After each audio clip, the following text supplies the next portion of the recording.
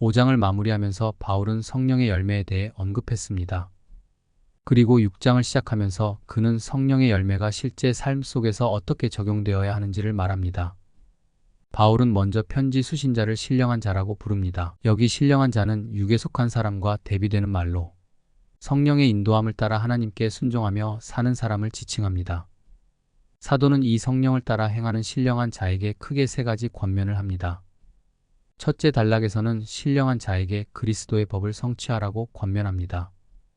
여기서 바울은 다른 신자가 범죄했을 때 이 성령을 따라 행하는 신령한 자는 어떻게 해야 하는지 두 가지 지침을 제시합니다. 먼저 그는 온유한 심령으로 범죄한 자를 바로잡아야 합니다. 율법주의자들은 누군가가 어떤 잘못을 행하는 것을 발견하면 그들이 제멋대로 해석하고 왜곡하여 적용한 알량한 율법을 들먹이며 그를 정죄할 것입니다. 하지만 신령한 그리스도인은 그 사람에 대해 긍휼한 마음을 갖고 온유한 심령으로 그를 바로잡아야 합니다. 여기 바로잡는다는 말은 복음서에서 자기 그물을 깁는 사도들에 대해 사용되었습니다. 그러므로 이는 찢어진 그물을 기워서 원상태로 되돌려 놓듯이 범죄한 자를 온전히 회복시키는 것을 말합니다. 이어서 신령한 자는 자신을 살펴서 시험을 받지 않도록 해야 합니다. 자신도 그 사람처럼 언제든지 죄에 빠질 수 있음을 자각하고 늘 근신하는 삶을 살아야 합니다. 앞 절에서 바울은 신령한 자에게 성령의 열매인 온유를 언급했다면 이어지는 절에서 또 다른 성령의 열매인 사랑을 거론합니다. 사도는 신령한 너희는 짐을 서로 지라고 권면합니다. 고대 사회에서 노예와 그 노예의 주인이 있을 때 짐을 지는 것은 노예의 몫이었습니다. 그러므로 이는 상대방을 주인처럼 존중해 주라는 말입니다. 그리하면 그리스도의 법, 즉 사랑을 성취하는 놀라운 일이 벌어집니다. 둘째 단락에서는 신령한 자에게 성령을 위하여 심으라고 권면합니다. 이 단락의 요지는 8절, 즉 자기의 육체를 위하여 심는 자는 육체로부터 썩어질 것을 거두고 성령을 위하여 심는 자는 성령으로부터 영생을 거두리라는 구절로 이는 간단히 말하면 뿌린 대로 거둔다는 말입니다. 심은 대로 거두는 것은 자연의 원리나 도덕적 원리나 영적 원리나 매한 가지입니다. 마지막 단락에서는 신령한 자에게 십자가만 자랑하라고 권면합니다.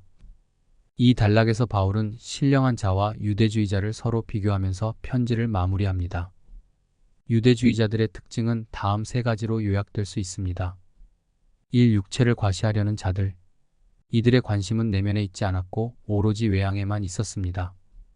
유대주의자들은 할례를 받는 것이 하나님의 참된 백성의 표지가 되며 칭의를 받을 수 있는 수단이 된다고 확신하여 할례를 중대한 의식으로 격상시켰습니다.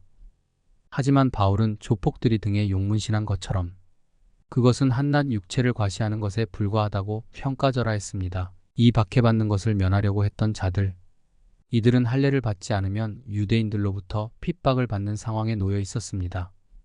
그래서 박해를 모면하기 위해 적당히 타협했던 것입니다. 3. 율법을 지키지 않는 사람들, 이들의 관심은 할례나 절기 준수와 같은 외적인 것들에 국한되었을 뿐 율법 전체에 나타난 하나님의 도덕적 요구에 순종하는 것은 아니었습니다.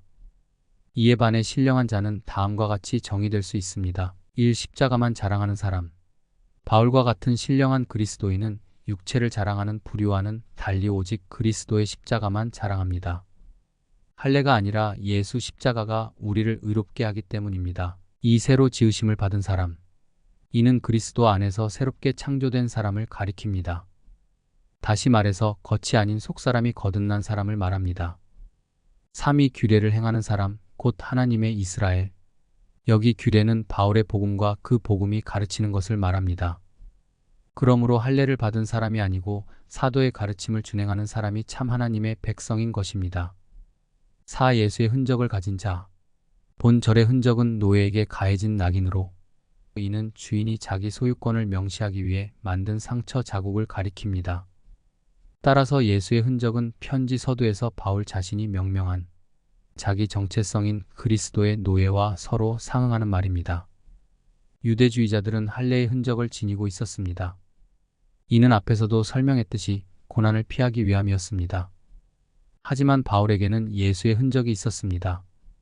그리스도 때문에 매맞고 투옥당하고 고문당하고 그래서 그의 몸은 어디 하나 성한 곳이 없었습니다. 이뿐만 아닙니다. 예수 믿는다는 이유로 가족에게 버림받고 동료들에게 따돌림당하고 유대 사회에서 추방되고 그의 마음 또한 상처투성이었습니다. 이 심신의 상은 이 고난의 흔적이 있는 자만이 저는 예수님의 것입니다 라고 당당하게 고백할 수 있는 것입니다. 이제 6장을 마무리하면서 간단히 핵심만 요약해 보겠습니다. 6장의 제목은 두 글자로 하면 신령입니다. 그리고 6장의 키워드를 또 두 글자로 하면 흔적입니다. 그러므로 이 둘을 하나로 묶어 신령한 자는 흔적이 있다라고 한 문장을 기억하세요. 신령한 자에게는 바울 사도처럼 예수의 흔적이 있기 때문입니다.